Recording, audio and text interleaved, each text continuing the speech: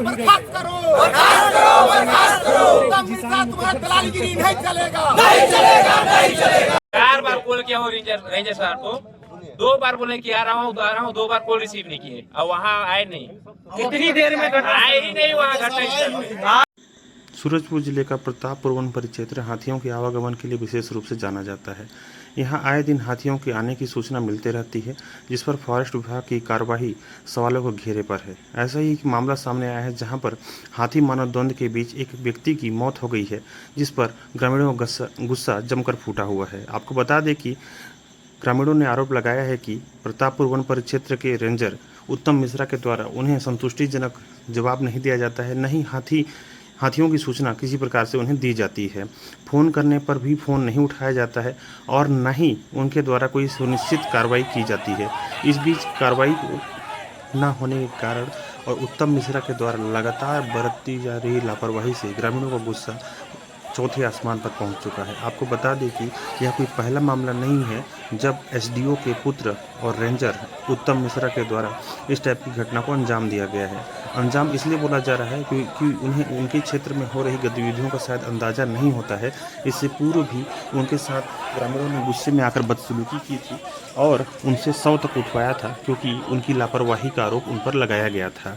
ऐसा पहला कोई मामला नहीं है, ऐसे कई मामले इसके प्रत्यक्ष आरोप ग्रामीण स्वयं हैं, जो कि पीड़ित परिवार के सदस्य होते हैं। उन्होंने खुद कई बार हमें बताया है कि उत्तम मिश्रा लापरवाही बरतते हैं, ना फ़ोन उठाते हैं, ना समय पर कहीं उपस्थित होते हैं।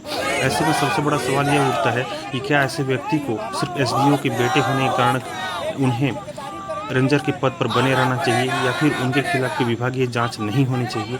यह बहुत बड़ा प्रश्न है जो सवालों के घेरे पर है। आपको बताना चाहूँगा कि उत्तम मिश्रा अपने पिता एसडीओ के पद पर रहने का शायद फ़ायदा उठा रहे हैं, या फिर उसी चीज़ का नाजायज़ फ़ायदा उठाते हुए इस प्रकार के कृत्यों को संचालित कर रहे हैं। एक अधिकारी को अपने क्षेत्र की घट रही घटनाओं को, खास करके हाथी मानव द्वंद्व को रोकने के लिए लगातार कदम उठाने चाहिए। इसके लिए उन्हें नए नए तरीके इख्तियार करने होते हैं, लेकिन इसके बाद भी वो अपने कार्यों में लापरवाही बरत रहे हैं। और तो और लोगों का फ़ोन न उठाना और पीड़ित परिवार के घर में पहुँचे तक नहीं, संवेदना व्यक्त तक नहीं की, यह काफ़ी निराशाजनक बात है, जिससे यह पता चलता है कि उत्तम मिश्रा किस श्रेणी के अधिकारी हैं और अपना काम कितनी ईमानदारी से कर रहे हैं।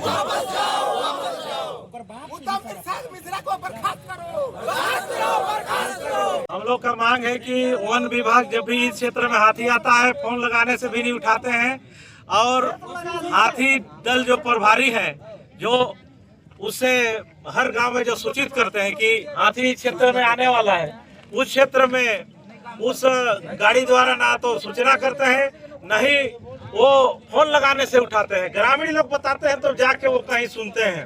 तो ऐसे अधिकारियों के ऊपर कार्रवाई होना चाहिए, और शासन प्रशासन तो हम लोग के ऊपर आंखें लूम दिया है। आए दिन हाथी मार रहा है जंग हमारे किसान भाई बंधुओं को, लेकिन 7 लाख रुपया पकड़ा देते हैं और 7 लाख में 6 लाख रुपया पकड़ा दिया जाता है शासन द्वारा, और हम लोग को बेवकूफ बना के छोड़ देते हैं। हम लोग का मांग है कि एक हाथी द्वारा जो क्षति करते हैं उनको पीड़ित परिवार को नौकरी मिलना चाहिए तत्काल, और हर हाथी जिस क्षेत्र में जाता है तो वो हाथी दल प्रभारी जो बने हैं वो मुहैया करवाए, ताकि हाथी में हानि होने से बच सके, और यहाँ के जो अधिकारी सूचित नहीं करते हैं उनको, उनके ऊपर सस्पेंड हो, कार्रवाई हो।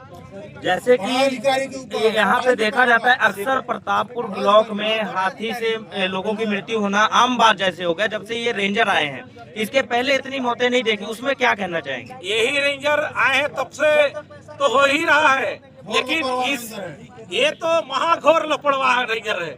लेकिन यहाँ के जितने भी अधिकारी हैं, डीएफओ साहब हो चाहे सीएफओ, कोई हाथी के विषय में ज्यादा कोई पहल नहीं कर पा रहे हैं। जब कोई घटना हो जाता है उसके बाद ये कितनी देर में वहाँ पहुँचते हैं? अभी तक नहीं आए हैं। घटना होने के बाद पहुँचते हैं, जब कोई बताते हैं तो पहुँचते हैं कि हाँ हाथी मार दिया गया, तो लोगों को 20,000 का चेक करा देते हैं या पैसा दे दिया जाता है। घटना स्थल में ये लोग कितनी देर में पहुँचते हैं? नहीं पहुँचते हैं, हाथी के साथ रहेंगे तो 4 बार कॉल किया हूँ रेंजर साहब को, 2 बार बोले कि आ रहा हूँ 2 बार कॉल रिसीव नहीं किए और वहाँ आए नहीं। कितनी देर है? मतलब कल से वो घटनास्थल में गए ही नहीं। कॉल किया हूँ मेरे मोबाइल से, तो आप लोग 2 बार आश्वासन, आप 2 लोग बार मेरा कॉल रिसीव शासन नहीं किया। प्रशासन से क्या मांग करते हैं भी इस रेंजर के बारे में? ये जंगल विभाग वाले खुद कहते हैं कि हम लोग बर्खास्त किया जाए इनको। बर्खास्त किया जाए। वो लोग कहते हैं कि शासन और सुनता उनके ही नहीं है, नीचे लेवल वाले भी हैं, तो हम वो लोग भी वही शासन हैं। को पता ना कॉल चाहते करने हैं, से भी उन लोग रिसीव उनके नहीं पास करते। पावर ही नहीं है, तो शासन आए यहाँ पर। मतलब ही नहीं है इस शासन का। कोई सक्षम अधिकारी प्रतापपुर में है ही नहीं पहले। 2021 का है, जो कि वन मंडल के द्वारा दिया गया था ये कि हम नौकरी देंगे। आज तक इनका निराकरण नहीं हुआ है। 2021 का मामला है, आज तक गोल मटोल क्या मामला था आखिर में? ये वो लिख के दिया है डीएफओ। मारने का मामला था। हाथी के मारने से मृत्यु हुई थी इनका, जो कि आज तक इसका निराकरण नहीं हुआ है। उनको बोला गया था कि नौकरी दिया जाएगा उनकी पत्नी को, आज तक लिख के दिए। पत्नी जो है ना गोल गोल घुमा रहे हैं, जब जब ऑफिस जाती है तब तक उनको गोल गोल घुमाया जाता है। बस ऑफिस का चक्कर कटवा रहे हैं। मृतक के 3 बच्चे हैं जो कि मतलब परिजन के अभाव में इधर उधर भटक रहे हैं। एक महिला है जो कि अब कहा जाए तो एक महिला क्या कर सकती है, जहाँ छोटा मोटा काम मिलता है वहाँ करती है, लेकिन उस छोटा मोटा काम से इसका जीवन यापन नहीं हो सकता है, क्योंकि 3 बच्चे हैं। तो हमारे शासन से मांग यही है कि इनका भी निराकरण किया जाए और उनका भी निराकरण किया जाए।